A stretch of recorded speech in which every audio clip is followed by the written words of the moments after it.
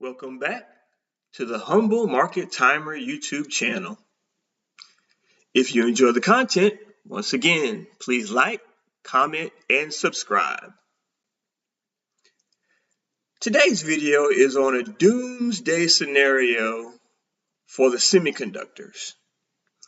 How far could the semiconductors ETF SMH and the group's top performer Nvidia fall in a worst case scenario? Now, I'm not going to just give you some pie in the sky numbers of where I think they could fall. I'm going to show you where it's going to fall based on the charts. And it may seem improbable, but the charts can do a pretty good job of showing where things are going to go, even if you don't think they can go that low. Once again, I want to show you my disclaimer. Again, this is not investment advice. I am not a financial advisor. Please review the disclaimer, and I'll continue with the video.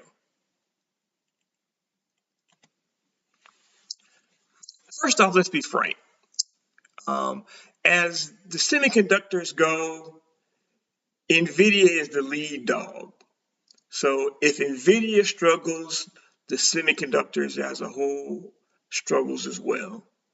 So we're going to look at what things can happen with Nvidia that could cause a sea chain of events and cause the entire sector to struggle and crumble.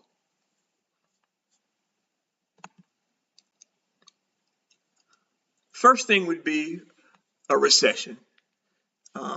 As with any business that's not in a defensive type of structure, meaning it's not suited for discounts. Anytime there's any sort of recession, no one is immune. Most businesses will struggle in that scenario. And in particular, businesses that have high growth prospects, which is what Nvidia has, those are the types of businesses that also get hit, despite there not being much change fundamentally as far as the revenue that they're generating. So keep that in mind. If recession hits, if there's a macro environment where there's economic turmoil, everything struggles, and Nvidia will as well. Second thing that could wreck the sector and Nvidia is their manufacturer is compromised in any way. Now, their manufacturer is Taiwan Semiconductor. They are the only company that makes Nvidia specialized chips. If anything happens to Taiwan Semiconductor, Nvidia is in trouble because there is, again, no other manufacturer on the planet that can produce what Taiwan Semiconductor produces. So if they have any issues, if there's a situation where maybe China invades Taiwan because Taiwan Semiconductor is located in Taiwan, all those things where Taiwan Semiconductor can be affected, that would directly affect Nvidia as well. Third thing would be if the CEO Jensen had to step away. Now, Jensen is sort of kind of a new guy on the block from a standpoint of visibility, but he is slowly turning into the Elon Musk of semiconductors. Pretty much right now, we associate Elon with Tesla and Elon with EVs, electric vehicles. It has got to the point now where we associate Jensen with these chips that are going to take the AI, the world of AI into new stratosphere.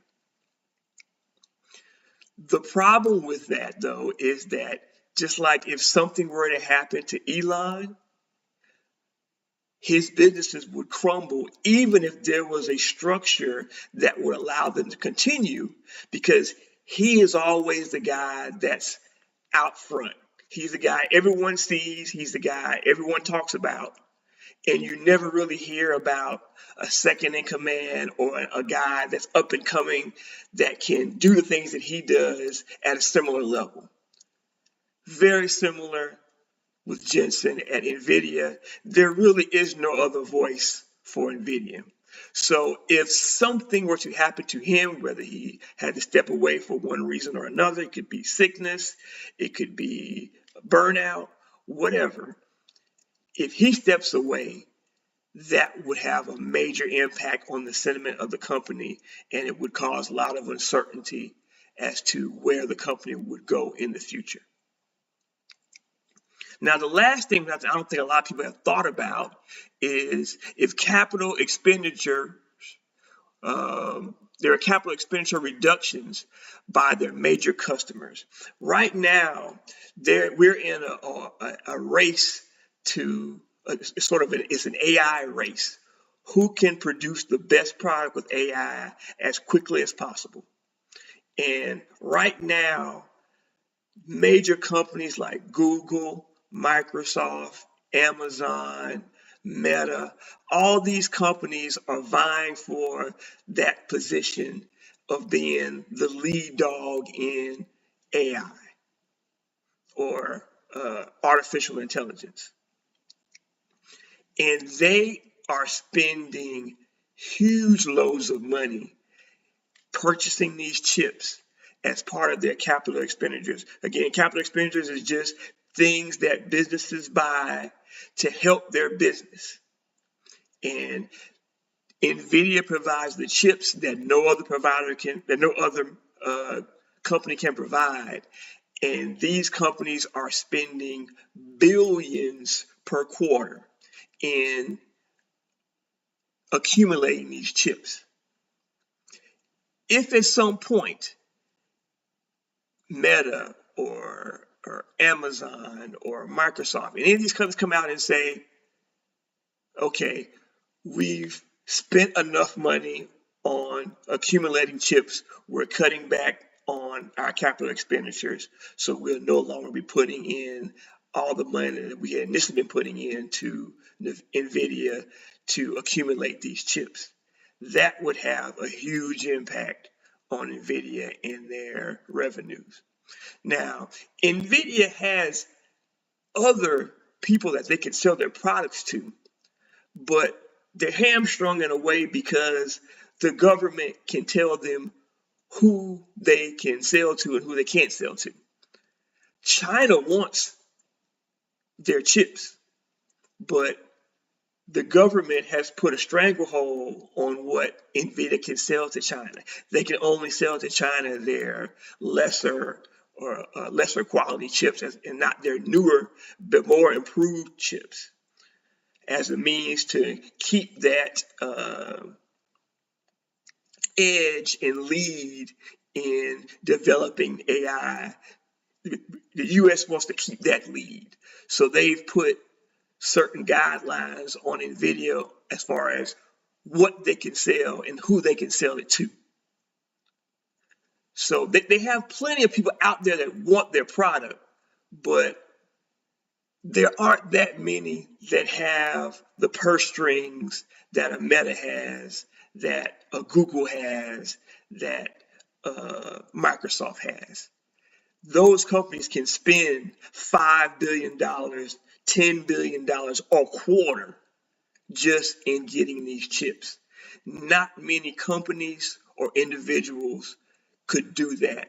So if those companies were no longer doing that, that would have a great effect on Nvidia. Now let's look at the chart and see what the chart says as far as how far these stocks could go if we had a decline. Or let's say one of these news events happened and that would cause a drop in the share price. But let's first look at SMH. SMH, again, is the ETF for all semiconductors. If you don't want to have the exposure of just one semiconductor and you want to have them all, you get an ETF. In that way, if one company fails, it doesn't theoretically pull down your entire investment. That's the benefit of being in an ETF. So the ETF gives you a broad scope of what the sector is doing as a whole. Nvidia is the top dog, so they would be the fastest horse in the race. But I drew some trend lines here, and you can see that the SMH has been trading rather orderly in a range from 2019 all the way till now. It stayed in that range. It's hit the upper band, it's gone down to the lower band, and it's hit the upper band again up here back in July 2024. And I do believe that has been the top for this initial run. And there are some key technical things, technical indicators that you can utilize in charting that can show you where price targets will go in case there's a drop.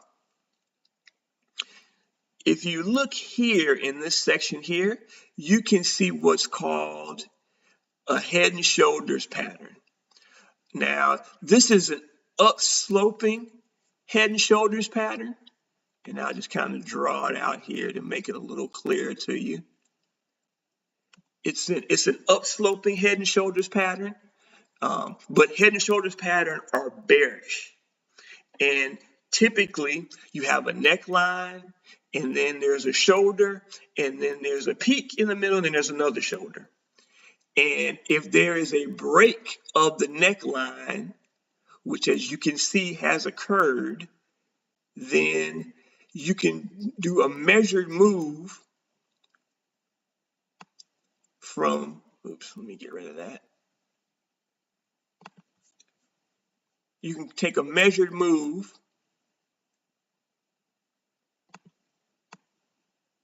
from the top of the head down to the neckline, and you move it to the area where the neckline breaks, and that will give you a price target. This is something that is common in technical analysis. Is how many of the institutional and big money traders and big money investors, is how they decide when they want to get in and get out of stocks. This is a key element and indicator that they use, and it's amazing how accurate it can be. But as you can see here, first of all, before we even get to where this target is saying it could go, you can see it hit the top of the upper band, and now it's gone through the middle and it's working its way, and it's almost at the bottom. Generally, when you have a series of open and closes of a weekly chart below that half point line between the upper and lower bands, it's going to hit the bottom band, generally speaking. So it's just a matter of time before it hits this lower portion of the chart. That puts you around 200.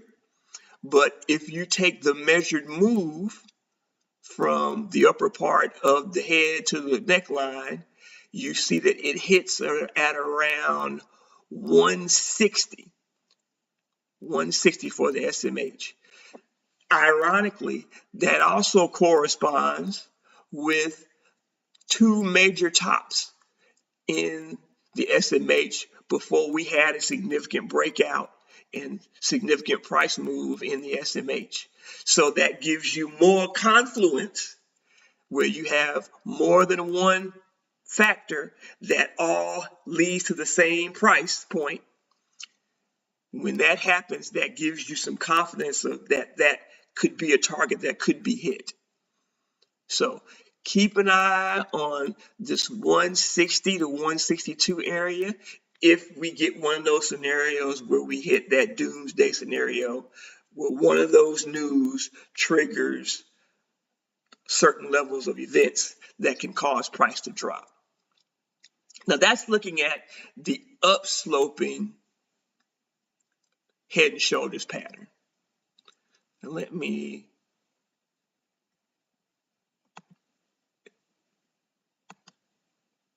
delete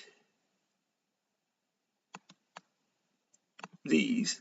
And I want to also show you, now that, again, that was an uptrending head and shoulders pattern, but it could also make a horizontal head and shoulders pattern.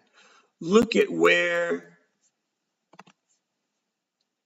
let's say for the upsloping, this was the neckline. This line right here represents the neckline. For a horizontal head and shoulders, this would represent the neckline. And as you can see here, it's rolling over to possibly hit that neckline. And of course, that neckline just so happens to align with the bottom portion of this trend line that has been holding steady for 4 to 5 years now. If that breaks, then you take a measured move from that break point, and that gets you down to 112, about the 112, probably 110 to 115 price range. Now we're currently at 217 right now on the SMH. If we're dropping down to 115, 112, you're talking about 50% decline from where we currently are. That is a major, major drop. And again, this is doomsday scenario. And we also look at some confluence, and we can see that there's a trend line also here from when we had the breakout, the lower portion of a breakout, and it trended to the bottom, which was the COVID low back in March of 2020, and then also the October lows of 2022. And you can see if you draw your trend line out, that lines up almost identical to where it would hit if we had a break of the horizontal head and shoulders pattern. So that just shows you the two potential targets.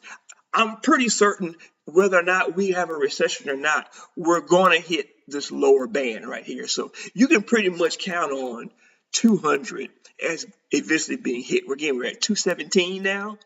200 seems like a pretty safe bet, or wherever this upsloping bottom band hits.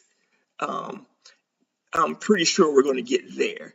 Now, the question is, will we hit some of these lower points? And again, the next lower point would be here, which is in the 160s. And then another lower point, which would be really low, which would be more than around 50% of where we are now. That would be here at 112, 110 in that area. Now, looking at Nvidia, Nvidia has a very similar chart to the SMH. I streamlined it a little bit, but you can see how Nvidia has made this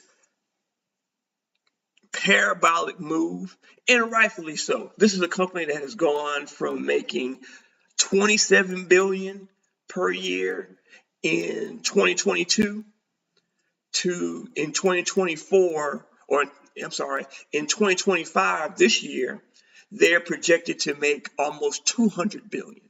So we're talking about a 10-fold increase in revenue. And at the same time, this company has 70%, 75% gross profit margin. That's insane. So they have rightfully had a meteoric rise. But typically, if you have a parabolic rise, you tend to have, coming on the other side, a similar structure going down. And I intentionally drew look how it stayed within this upper and lower band all the way up. Look what it's doing on the way down. Again, speculation, but speculating we're probably going to hit this lower band because I made a pair upper and lower band parallel going up, and then I made some small parallels of the moves that it made in its parabolic phase. It seems to be going down on the other side of the parabolic phase. So I'm pretty sure it's going to hit possibly this point in here. So we're looking at around 100 to 105 in that area. We're probably going to get there. We're at 111 now. It wouldn't surprise me if we get here soon. That's probably going to happen again regardless. But again, if we have some bad news hit, you could see that the price could cascade down possibly as low as 60 to 70 bucks. Because typically where stocks begin their parabolic rise, that's typically where it ends its parabolic fall. And you see we have some trend lines where we connected some points, and right in this area would be in that $70 range. That would be a point where it could possibly go. That would be about a 30% drop from where it is now. Again, that would be if we hit a recession. So again, wanted to point out some of these price targets. Hope you liked the video. Again, if you enjoyed the content, please like, comment, and subscribe. Thanks for watching. Have a good day.